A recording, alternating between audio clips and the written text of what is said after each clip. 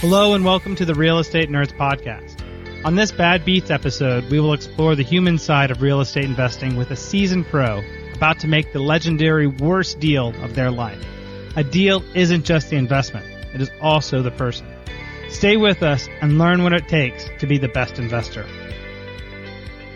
Hi, this is your host, Scott Royal Smith with the Real Estate Nerds Podcast. Today we have our very, very famous guest from the Jake and Gino Podcast with us here today, and we are going to be talking about our worst deal. What are those pain points that we have, and what did we learn things go sideways? We know that not every deal is going to be a winner, and the deals that aren't turning out to be winners, if we can learn from them, set us up for our future successes. Today, we're going to have the great opportunity with learning with one of my favorite personalities, as well as life coach and overall just real estate badass, my good friend here. I'll turn the mic over to you for a second. If you want to give us a quick intro of what would the people that are real estate investors that turn into this podcast, what do you think they need to know about you to kind of set up here for this story about your worst deal?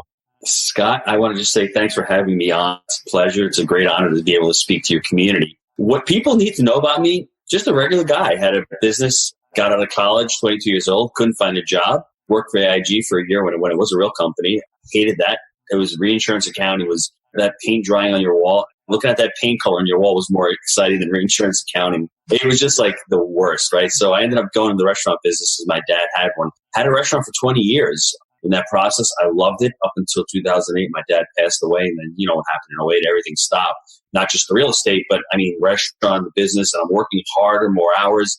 And that's when I talked to you off street. I went to life coaching school. I wanted to find out what was going on inside of me. Why was other people succeeding at the same time? I didn't feel that success. I was achieving stuff, but I wasn't feeling successful doing it. So I ended up going to coaching school, got my first deal back in 2002. It was a small little multifamily property, but I was looking to get something bigger. I had some money saved up. And as everyone knows, a person with money meets a person with experience. The person with the experience gets the money. The person with the money gets the experience. It happened to me. It happens to everybody.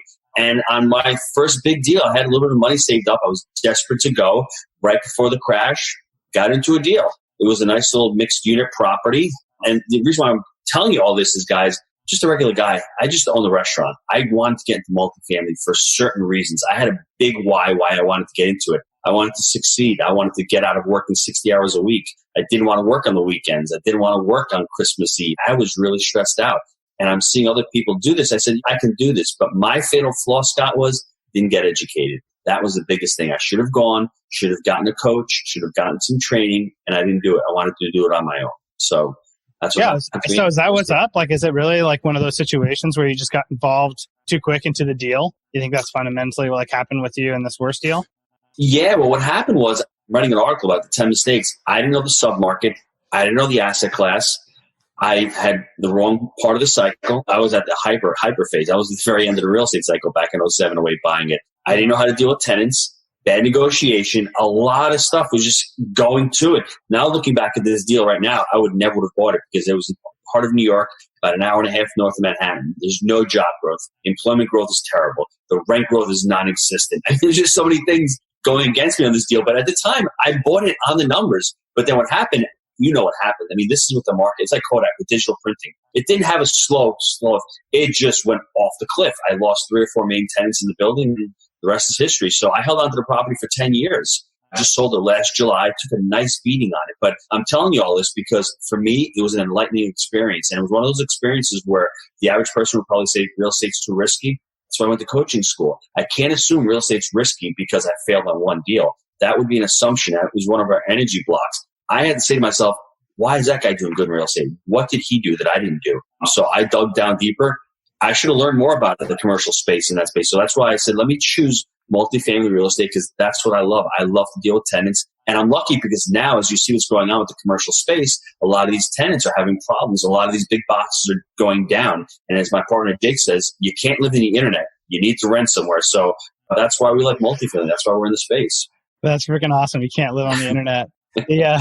So tell me about like the actual asset that you ended up purchasing there. Is multifamily commercial property. That wasn't your first deal, but this was. No, it wasn't. And you know what happened? The deal before that, I could even tell you about the deal before that. I got into a deal where I was sponsoring mobile home park, another asset that I knew nothing about, did no due diligence, lost about $170,000 in that deal also because it wasn't the guy's fault. It was my fault because I didn't do my due diligence on it. So when I got into this deal, we already had the restaurant. My mom owned the building. She had apartments upstairs. I was privy to mixed use. So this is a mixed use building, 19,000 square feet, 6,000 industrial, 6,000 retail, and 6,000 upstairs office. And as anybody knows, in New York, upstairs office space is pretty much dead. You can't rent an office space for $600. They want to rent stuff in their house. They want to be an accountant who's got underwear in their hallway. And then person comes in, client comes in, and hey, that's cool. They don't want to have that space. I didn't understand that. I didn't understand the demographics up there. So it was 6, 6, and 6. It was, unfortunately, gross leases. You're in a commercial tenant space. You should have tenants paying part of that, but that's not what it was up there. So my rent suppression was terrible. To lease it up, it was difficult to get that space leased up, especially during the downturn, 08, 2009, 2010. Business was tough up there. So there were so many forces working against me on this deal. Wow. One of the funny thing about like the worst deals and the best deals that we hear time and time again on here is that they all start in the same place. Like everything about the start of these things, everybody's excited about them and things are going right? Yeah. When you're at the outset of these, and it doesn't matter. Like you can't really know at the outset from we hear everybody's stories on this, which way this is going to turn, right? So I was wondering if you could just take us through, like, what is that like when you found this deal? It ended up being your worst deal, but obviously you must have been really excited about it. And like, what got you excited about it in the beginning? Well, it was something different. I saw the cash flow potential. Like I said, the numbers were pretty good. When the tenants were all there and they were paying, they were pretty good. My other problem that I made a mistake on was I underestimated after repair value. And I pumped in, as every newbie investor does, more money than I should on these repairs. I wasn't living there. I could have spent probably $100,000 less than what I actually did on the property, but I was excited. It was something different. When you start something different in life and you see the end goal, you're like, wow, I'm Jack. I can make some money on this. I can do well with this. And I was really excited because it was something different. It was something different than that mundane 55 hours a week, going in, cleaning the shrimps, taking care of the work, and doing all. It was something different. For the first 6 months of the property, I was up there every day with the painters, with the guys doing the landscaping outside. It was exciting. It really was. That is super exciting. And so the one thing that I wanted to touch on, and that is when you're talking about is like being Jack, that it was something that was new and it was different for you, that there's a high level of excitement that goes into what you're doing with that. It sounds like that the excitement level that you're experiencing that is actually clouding some of your vision of what actually needs to happen. Is that fair to say? Yes, it is. And Ray Dalio says that in his book, Principles, two things going on. I had blind spot and I had egos. Those were my two big mistakes. My blind spot was I didn't know what the hell I was doing, right? If I knew what I was doing, I would be radically open-minded and I would have been able to say, listen, I should need to pay a lot less for this asset or I just need to move on. And my ego, just being right and just being able to take a dog of an asset and having that pride, don't let pride get in the way and just try to renovate it and make it look beautiful. Because at the end of the day, commercial real estate is all about the NOI and it's all about the numbers. I wish I'd known that. Instead of falling in love with the property, fall in love with the numbers and fall in love with the ability to actually turn the asset. And as you get bigger in life, then you can say to yourself, I want to be socially impactful. I want to start doing and creating my communities where I can actually help people out. But in the beginning, when you're starting out, that's a pretty overwhelming task when you're trying to learn the business and you're trying to get your bearings straight. So I got caught in that, Scott. Those were, I think, two of my downfalls in this deal. I mean, it sounds like it, but at the same time, too, without the excitement, you don't take any action at all. That's right. Yeah, my thing is, I think now that I'm doing more training and I'm more into life coaching, I think the problem that most people have in life is that they're afraid to confront their fear. I think in our society now, if something's uncomfortable, something's fearful, we tend to shy away from it. Instead, one of my strengths is I confront it. Listen, I have 6 kids. I just moved to Florida last year. Picked up from New York, left Florida. I mean, is it fearful? Yeah. Is my family up there? Yeah. But is it one of the best things I think I've done? I think so. So I confronted my fear. I said, let me try it. What's the worst thing that can happen? I always tell people to set a pro list and a con list. The pros of moving and the cons of moving. I saw the pros far outweigh the cons. That's why I did it. I confronted the fear. I took the leap. And if it doesn't work out, I can always pack up and leave and go back home. Yeah. And I think that's a super interesting point to be able to make about like, what are we actually doing to help confront the fears? I've heard some other guys talk about the same way about saying they look at fear as saying, what's my actual avenues for recovery? Right? Like given like the probable worst case scenario, not like the hypothetical one where the skies fall and thermonuclear war like ends up happening as like a result of what I just did. But like what's the probable outcome of like my worst case scenario? And then how long would it take me to recover if that were the case? Right? That's when I ended up leaving my firm when I was doing litigation. I spent 2 years into there, realized everybody hated their lives, hated what they were doing. And when I wanted to make this shift to be able to go do Royal Legal Solutions and just help asset real estate investors and just looking at these high level type of structures and strategies people could be using, I asked myself, how quickly could I go get another job? if this doesn't work out? And the answer to that was, probably like a month. It would take me to find another job. So why not take a stab at it, right? It's what's the recovery if I'm wrong? That becomes really important. But it takes the excitement for me of starting something new. This company that I'm running now is doing really well, right? So I could say that's really great. But there's something in there about knowing like where does excitement become useful for us because it spurns action, but then it can also be detrimental because it can blind us to what we need to know. So I'm wondering if it's your opinion, Gino, like in that front end of it with that excitement, would your experience now tell you that you needed to slow the analysis down, to slow the process down to take action? Like ride the excitement to take the action, but slow down how long it takes you to do it so you can methodically think through it to make sure you're making good decisions? Or what do we do with that information that it can be both an angel and a devil? That's a great question. I mean, I think what people need to do, there's always a logical and an emotional component to everything, right? I mean, logically, just take, for instance, what's going on in the world. Look at things logically. Let's cut the emotions out of it because higher emotions lead to lower intelligence. That's just a fact. And that's what I think happened to me. I was emotional about this thing.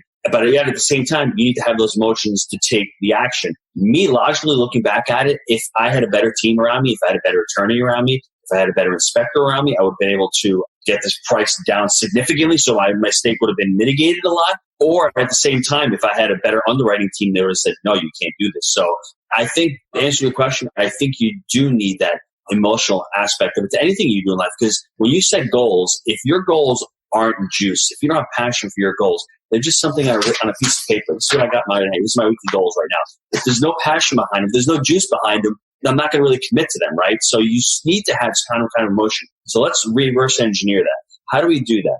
Everyone needs to do is they need to focus on what they want. And the majority of people in this planet, in this world, focus on what they don't want. So that's number one. They don't know what they want, right? And number two, they don't know why they want it. Why do you want something? Focus on those things. I knew what I wanted back 10 years ago, and I sort of knew why I wanted it. The third part is I didn't know how to get that, right? So if you focus on your why, you end up figuring out your how. And I focused on my why, and eventually, it took me a few more years than normal, I figured out how to do it. And that's how I think it led to multifamily real estate. Oh, that's awesome, man.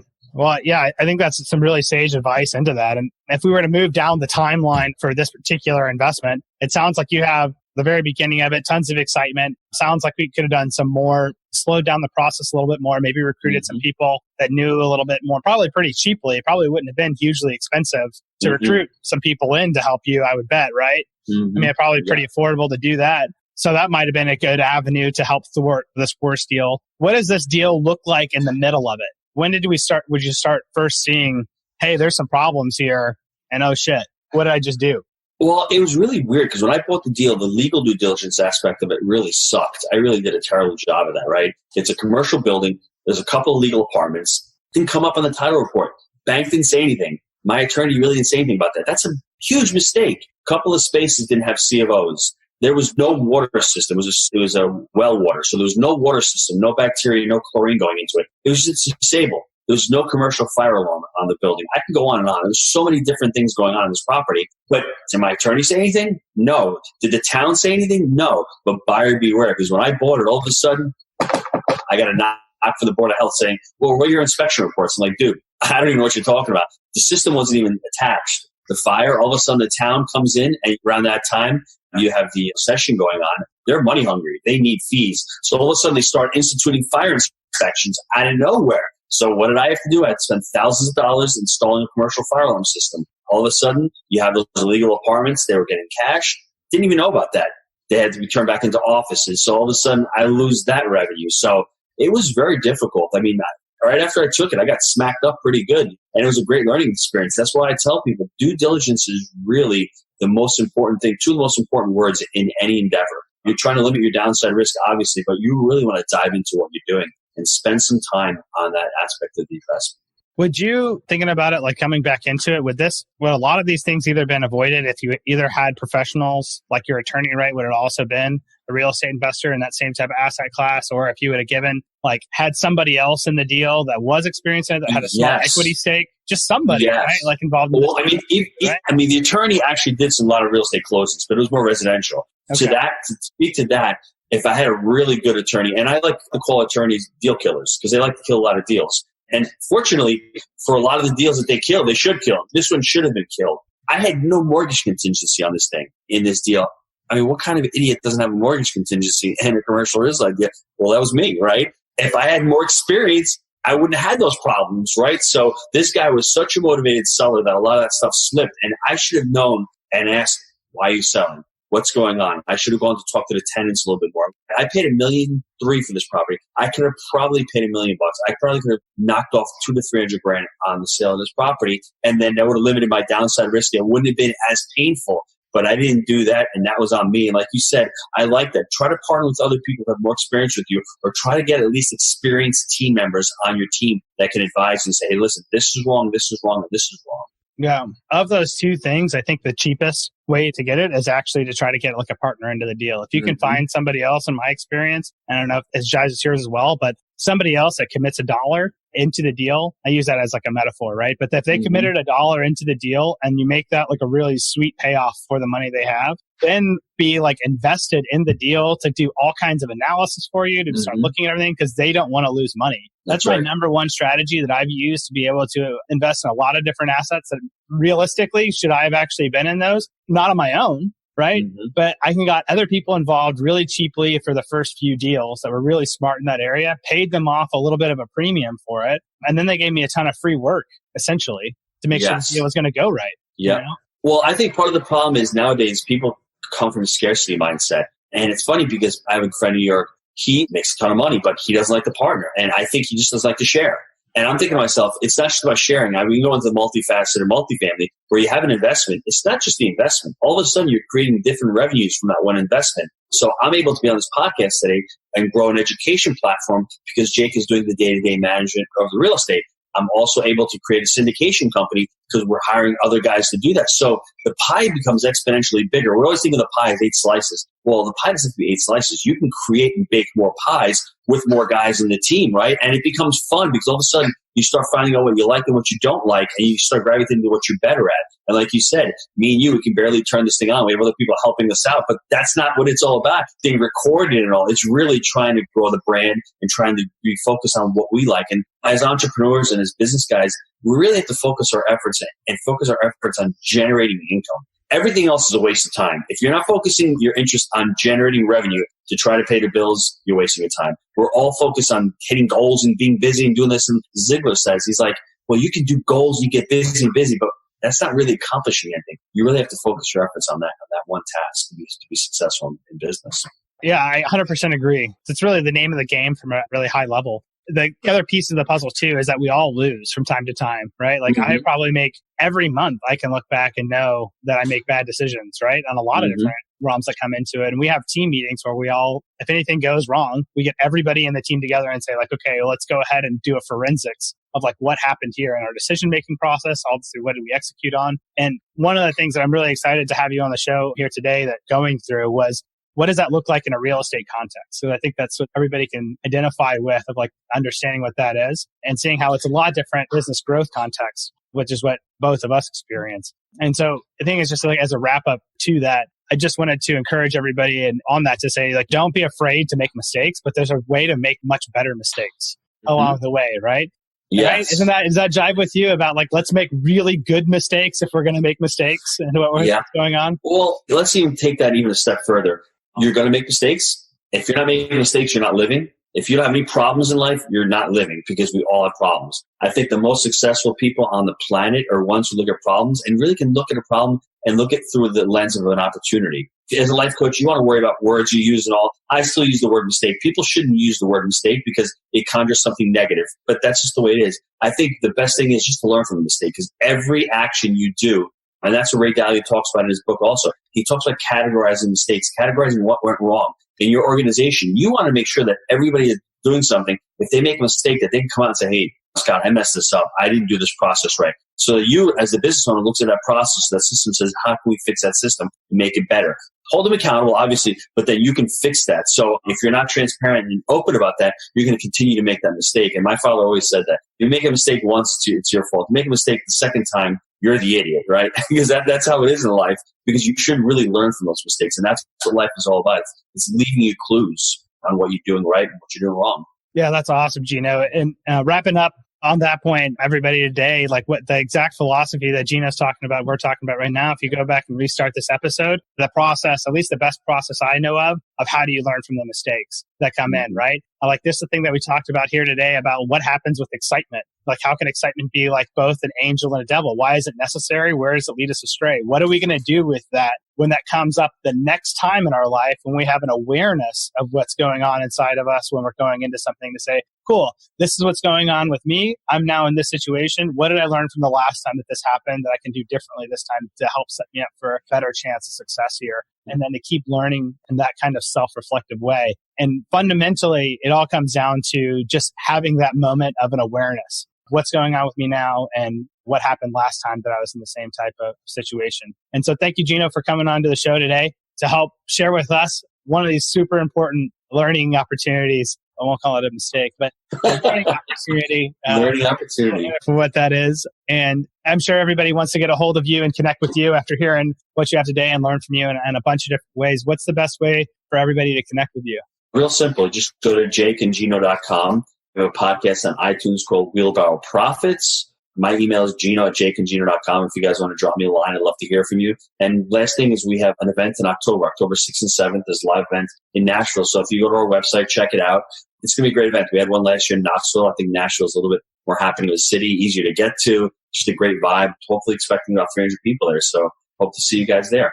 Yeah, that's awesome. I wanted to just clue everybody else into tuning into this episode. That me and Gino were actually talking about education platforms for people about how do you actually get the real information that you need as investors? Because we know Anthony Robbins and a lot of these guys, it's so much fluff. Like, what do you actually really need to know to go through a real analysis? And so Gino and myself were both really geeked about how do we create those types of education platforms. So check out his materials as he makes that available. And I think it's going to be a great resource to be able to learn whether that education style works for you and what you need to know about. So thanks, Gino. That's all today for the Real Estate Nerds podcast. This is a Bad Beats and Worst Deal episode. Everybody, thanks for tuning in, and we'll be in touch soon. Thanks, Scott. That's all for this Bad Beats episode. I'm your host, Scott Royal Smith, with the Real Estate Nerds podcast. Did you see yourself in any part of that story? I know I did. If you enjoyed the show, leave a review to help clue in the sleeping masses of what they need to know and what we all need reminders of. Do your good deed for the day. Thanks, and I'll see you again soon.